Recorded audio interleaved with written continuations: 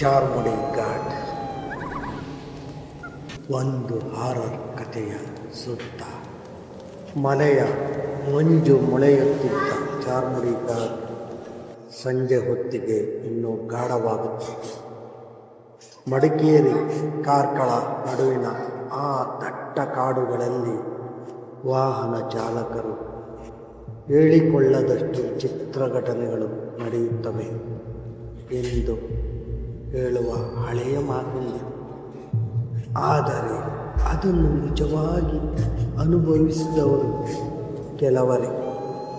ಒಂದು ಮಳೆಗಾಲದ ರಾತ್ರಿ ಇಬ್ಬರು ಸ್ನೇಹಿತರು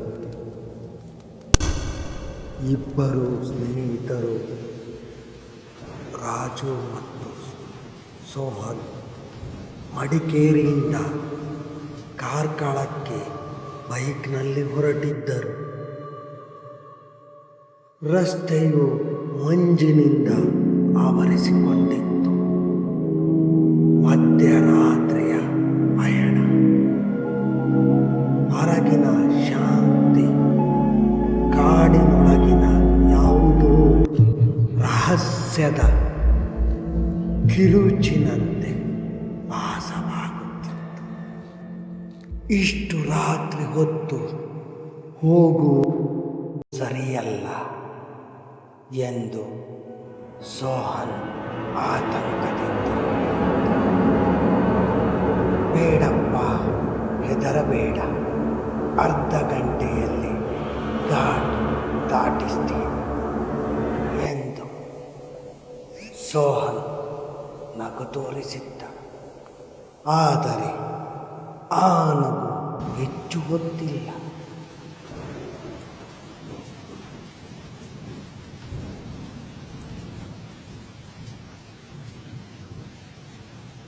ಘಾಟ್ ಮಧ್ಯಕ್ಕೆ ಬಂದಾಗ ರಸ್ತೆ ಬದಿಯಲ್ಲಿ ಯಾರೋ ನಿಂತಿರುವುದು ಅವರಿಗೆ ಗೋಚರಿಸಿತ್ತು. ಮಂಜಿನ ಒಳಗೆ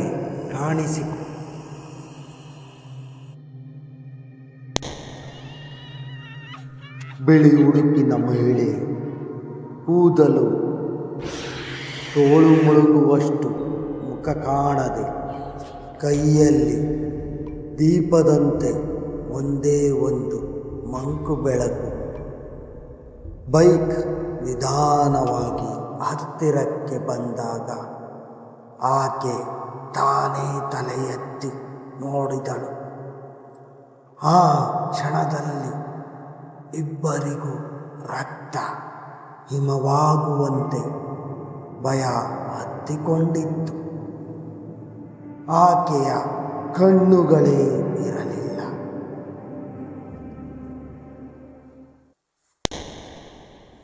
ರಾಜುವಿನ ಕೈ ನಡುಗುತ್ತಿದ್ದರು. ಆತ ಎಕ್ಸಿಲೇಟರ್ ಮಿತಿ ಮೀರಿಸಿ ಬೈಕ್ ಚಲಾಯಿಸಲು ಪ್ರಯತ್ನಿಸುತ್ತಿದ್ದ.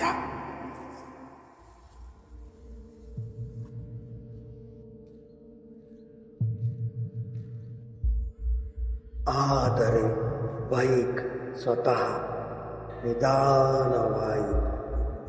ಹಿಂಬದಿಯಲ್ಲಿ ಯಾರಾದರೂ ಕುಳಿತಿರೋ ಹಾಗೆ ತೂಕ ಹೆಚ್ಚಿಸಿದ ಅನುಭವ. ಸೋಹನ್, ಯಾರೋ ನಮ್ಮ ಹಿಂದೆ. ರಾಜುವಿನ ಧ್ವನಿ ನಡುಗುತ್ತಿತ್ತು. ಹಿಂತಿರುಗಿ ನೋಡಲು ಇಬ್ಬರಿಗೂ ಧೈರ್ಯ ಇರಲಿಲ್ಲ. ಆ ಕ್ಷಣವೇ ಹಲ್ಲುಗಳನ್ನು ಅರಚುವಂತಹ ಕಿರುಚಾಟ ಸಂಪೂರ್ಣ ಘಾಟ್ನಲ್ಲಿ ಪ್ರತಿಧ್ವನಿಸಿತ್ತು.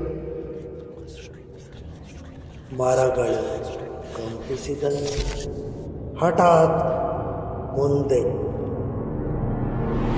ಕಾಡಿನೊಳಗಿಂದ ಒಂದು ಆಳವಾದ ಗಂಭೀರ ಗದರಿಕೆ ಕೇಳಿಸಿತ್ತು. ಇಲ್ಲಿ ನಿಲ್ಲಬೇಡ, ಓಡು. ಅದು ಮಾನವನ ಧ್ವನಿಯಲ್ಲ. ಅದು ದೇವರೋ ಪ್ರಾಣಿಯೋ ಅರ್ಥವಾಗಲಿಲ್ಲ. ಆದರೆ ಆ ಹುಮ್ಮಸ್ಸು ಬೈಕಿಗೆ ವೇಗ ನೀಡಿದಂತೆ ಅನ್ನಿಸುತ್ತಿತ್ತು.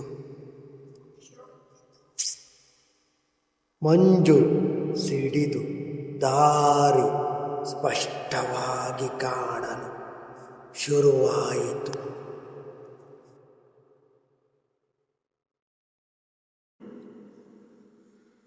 ಕೊನೆಗೂ ಅವರು ಘಾಟ್ನಿಂದ ಹೊರಬಂದರು. ಹತ್ತಿರದ ಚೆಕ್ ಪೋಸ್ಟ್ನಲ್ಲಿ ನಿಂತಾಗ ಗಾರ್ಡ್ ಅವರಿಗೆ ನಡುಗುತ್ತಿದ್ದನ್ನು ನೋಡಿ ಕೇಳಿದ, ನೀವು ಆಕೆಯನ್ನ ನೋಡಿದ್ರಾ? 2 ತಿಂಗಳ ಹಿಂದೆ ಇಲ್ಲಿ ಸ್ಲಿಪ್ ಆಗಿ ಸತ್ತು ಹೋದವಳು. ಆದರೆ ಅವಳ ಆತ್ಮ ಮಾತ್ರ ಇನ್ನು ದಾರಿ ಬಿಡುತ್ತಿಲ್ಲ. ಇನ್ನು ಇಂತಹ ರೋಚಕ ಹಾರರ್ ಕಥೆಗಳನ್ನು ನಾನು ನಿಮ್ಮ ಮುಂದೆ ತರುತ್ತೇನೆ. ಇಂತಹ ಅನೇಕ ಕಥೆಗಳಿಗಾಗಿ ನನ್ನ ಚಾನಲನ್ನು ಸಬ್ಸ್ಕ್ರೈಬ್